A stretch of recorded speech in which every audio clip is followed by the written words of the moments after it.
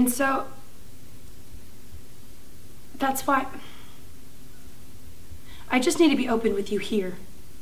Here in the car where you can't run into the next room or slam the door in my face or throw yourself on the bed and start crying. This is the place to be honest, right? I think so. I'm gonna do everything in my power to use again. I know it, I can feel it. And I've done the time up there.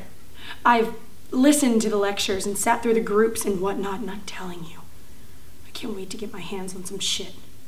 Any kind of shit anybody will give me, and I'll do whatever that person asks or whatever the cost for it, I will. And I know that makes you sick and hate me and that sort of thing, but I did learn that while I was up there. To be honest. They impressed it upon us most strongly, and I walked away believing it. I mean, I told them all that other crap too, all the other stuff they wanted to hear about me getting better and the like, but I really believe in this whole honesty thing. Just as we were sitting here in the car, it came over me, the desire to be truthful. So there it is, the truth. I know I'm going to relapse. I can't wait to, really. So if that means you want to turn around and drive me back, then so be it. I guess my biggest mistake was that I revealed myself to him. That's where I went wrong. You know that one thing most people can't do? That one thing that's supposed to be like the hardest thing to get to with another person? Well, I struggled and I strove and I finally succeeded in revealing my innermost personal self. And what did I get? Nothing. He just stood there with a Coke can in his hand like he was watching television, waiting for the next thing. I mean, the whole thing with him was just such a disappointment. Even when I got it together enough to throw him out, I made this whole speech at him and got all pink in the face and noble and shit. And he just stood there and said, "All right," and left.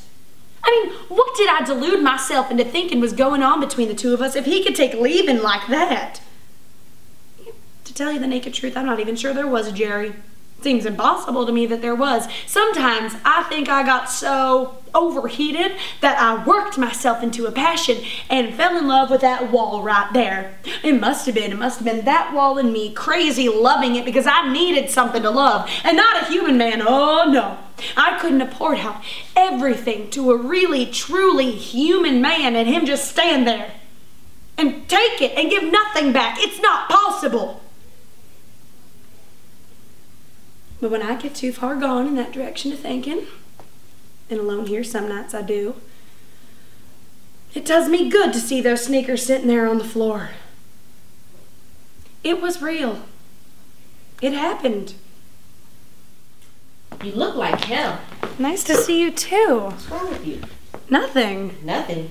You've never looked worse. It's Sebastian. I knew it was too good to be true. Did he turn out to be some sort of pervert or something?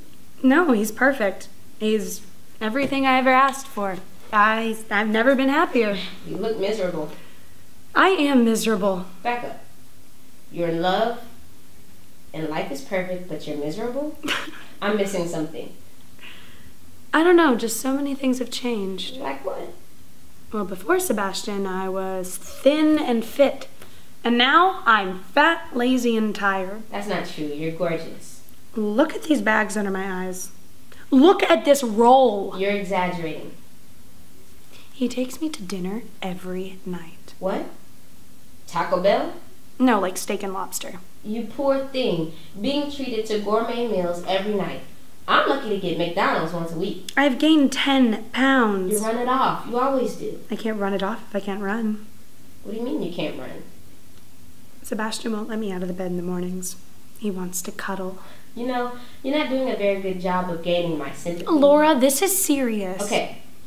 So run at lunchtime and suggest sushi more often. I'm not sleeping well either. Don't tell me he wants to have wild animal sex all night. Well, that's part of the problem. I'm leaving. Laura. Don't mind the bitter old woman whose idea of sex is watching a Johnny Depp movie marathon with the cat. I'm sorry. I'm being selfish. I don't mind. Really, I don't. That's what best friends are for. I'll live vicariously through your misery. Please, continue. I know I sound like a whiny baby, but I'm just jealous. Come on, tell me about it. He snores. Have you tried earplugs? He cuddles and snores. Oh, a cuddling snore. Mm-hmm. You know, actually, his snores change every night. It's really kind of cute. You're obviously sleep deprived if you're thinking his snoring is cute. Well, sometimes it's like a low, growling snore, like... And sometimes it's a loud, booming snore, like... That drops the windows. How was he last night? It was a little gurgling snore, like... Charming. He sings in his sleep too sometimes. I can't smile okay, I without get the you. picture. Have you tried sleeping pills? Oh, I have, and they're wonderful, but I'm afraid of becoming addicted. How about sleeping on the couch? Only when I'm desperate. He gets pouty when I sleep on the couch. Wish I had that problem. Most nights, Joe doesn't even know I'm in the same bed with him. Hence the Johnny Depp movies and the cat. I'm sorry. It's really no problem.